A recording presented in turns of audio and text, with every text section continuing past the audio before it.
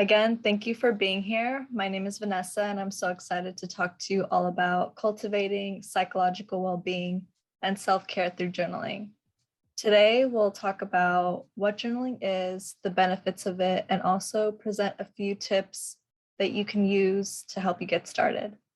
I encourage you to grab a pen and a paper because you will have an opportunity to start writing in this session. If you have questions, at the end, we'll have a quick Q&A, and then there's a short evaluation for you to fill out before you leave.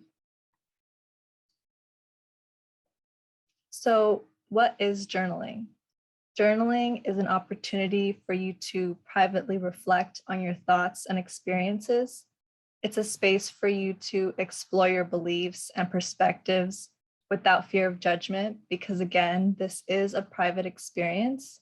So you can write literally anything and no one will be the wiser. So you don't have to filter yourself at all. With this, there is a level of courage on your part, because rather than simply keeping an itinerary or a log of your daily events, journaling involves active processing of emotionally charged things in your life. So in essence, you're developing an understanding, honest relationship with yourself. So how can journaling help you? Journaling can help you process your thoughts and feelings and what's happening in your life. It can also help increase mindfulness because it helps you slow down in your very busy life and stay focused in the present. Journaling for self-care can even help you find some of the answers for things that you're going through. It's important to acknowledge that we have a lot of the answers that we need within ourselves. And sometimes we're just going so quickly through our routine that we don't stop and pause to ask ourselves, what is our truth? Another thing journaling for self-care can do is to help you keep a record of what's going on. If you're going through a difficult patch, you may find it helpful to know that you've been there before and that you were able to overcome it. You can look back and see what helped, how long did it last, and you may even notice some other things that you didn't recognize before as you review your writing. Journaling is a powerful tool, and studies have shown that it can significantly improve mental and even physical functions. Let's first look at the physical benefits. A study found that journaling for just 20 minutes a day for 4 days in a row is associated with long-term decreases in health problems, specifically in immune functioning. Another study took the form of a meta-analysis, which means that it looked at 13 other studies, and all of these 13 studies were assessing the benefits of journaling. So this meta-analysis found a few common themes among all of these studies. First was when individuals process their emotions by writing, this was usually associated with increased physical health. And what's also interesting about these studies is that people who were objectively healthier also reported feeling healthier too. They even reported increased psychological well-being, meaning that they had a better developed sense of purpose and meaning in their life. They were experiencing personal growth and a deepened sense of autonomy. And they felt like their relationships with other people were more positive. The last thing that they discovered in these studies was that people who journaled saw improvements in their general functioning, meaning they felt like they were more productive and capable in their everyday routines. Now let's take a look at the mental benefits of journaling. And as you can see, there are a lot. First, journaling can be an effective tool to help manage both anxiety and depression, reduce stress levels, improve working memory, engage right brain creativity, and it's an effective strategy in building a happy, more positive life. Journaling also allows you to become more aware of subtle patterns in your life. You might begin to notice there are triggers that impact your energy levels or your mood. This can be insightful and help you recognize the positive and negative patterns that you can intentionally add or subtract from your life. Keep in mind that these patterns could also include counterproductive thoughts and behaviors.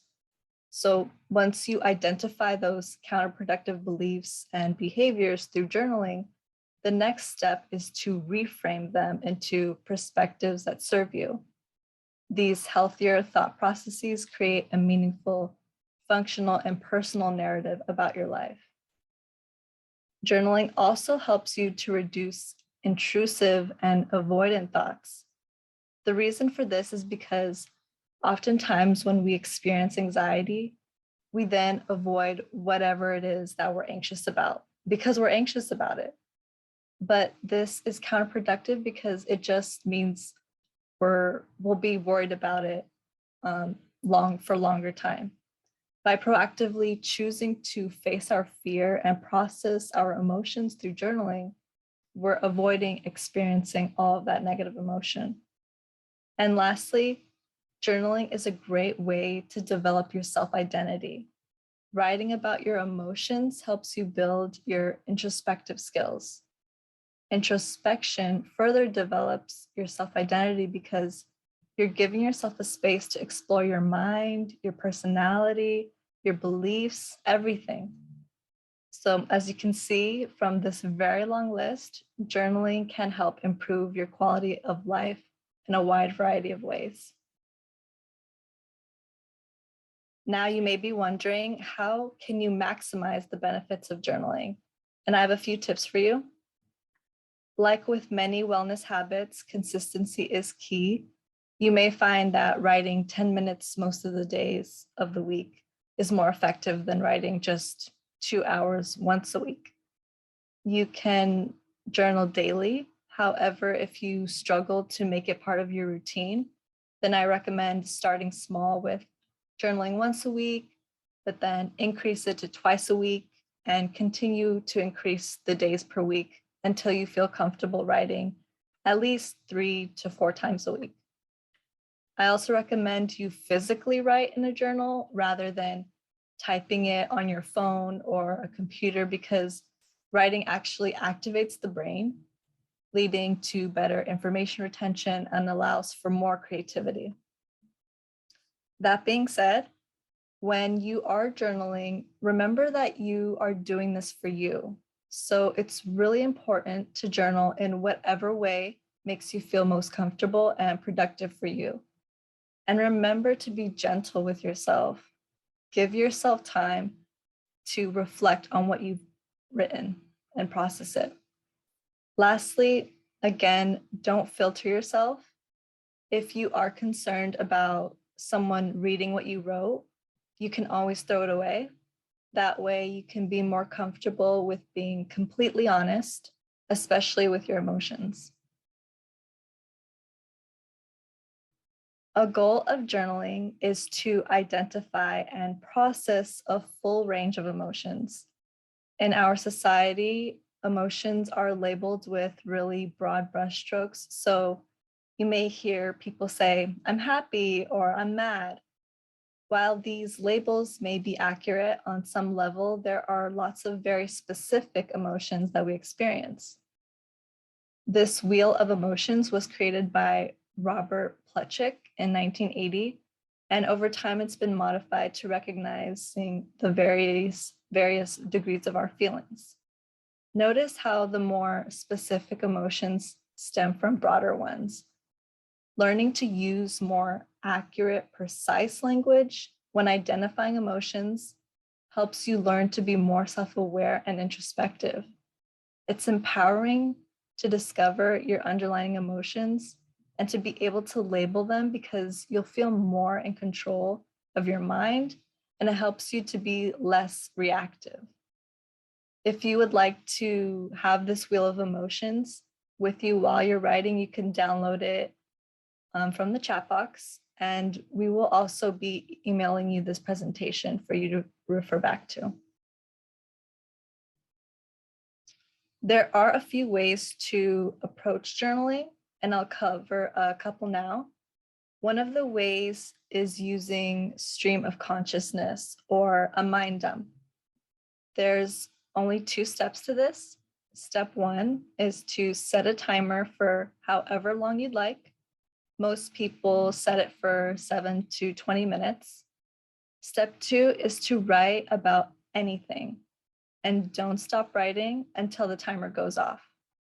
If you choose this method, you may find it helpful to begin writing a couple sentences about your surroundings to become more present focused. After these couple sentences, you can begin to delve into whatever's on your mind. Another approach is using prompts. In a moment, we'll be using this method. Some sample prompts you can explore are, what am I grateful for? What can I do to nurture myself right now? In what ways can I make one thing easier for myself? When I feel stress come up, I can. And then you can go into detail to plan actionable steps to reduce your stress. There are several prompts you can choose from online if you're looking for something more specific to write about, whether it's on relationships, work, personal growth, or just self-reflection on who you are as a person. So now we are going to practice journaling. So please grab a pen or a pencil and a piece of paper if you haven't done so already. Like I mentioned before, we'll be using a prompt to get us started. We have 2 prompt options you can choose from. The first is, what ordinary things bring you the most joy? The second option is, write about 3 skills or talents you have that serve you well. You will have 7 minutes to write, and if at any moment you don't feel comfortable journaling, you can stop writing. Okay, so I'll see you back in 7 minutes.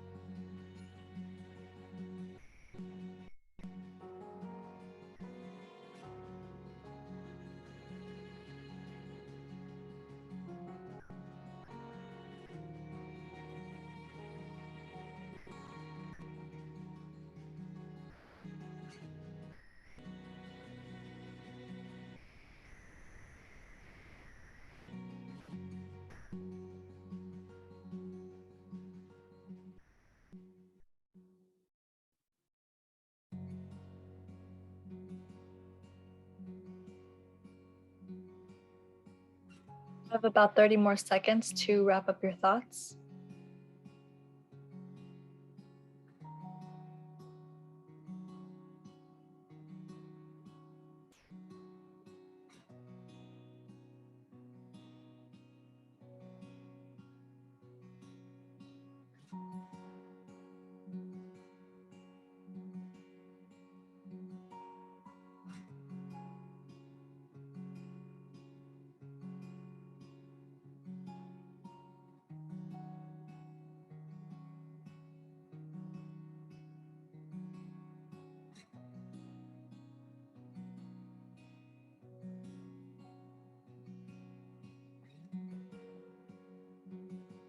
Okay, welcome back.